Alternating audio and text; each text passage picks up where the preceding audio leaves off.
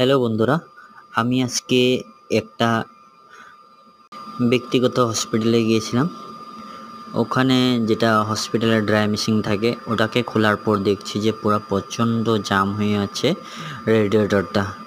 তো রেডিয়েটরটা তোমাদেরকে আমি দেখাচ্ছি কীরকম জাম হয়ে আছে।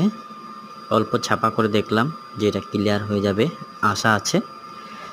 তাই তোমাদেরকে ভেবেছি যে অল্প দেখাই দিই এটা কন্ডিশনটা কী অবস্থা। এয়ার পাস হতে না পেরে অল্প ছাপা করে দেখলাম যে ছাপা হয়ে যাচ্ছে।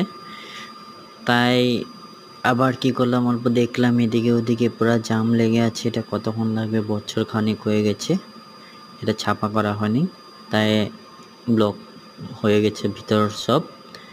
তারপরে পার্ট খুলে ছাপা করলাম। ছাপা করার পর দেখছি যে সিলিন্ডারটা ঠিকই আছে। রেডিয়েটরের ভিতর থেকে প্রচণ্ড জাবরা বের হয়েছে। ওদিকে আমার কর্মী ছাপা করছে।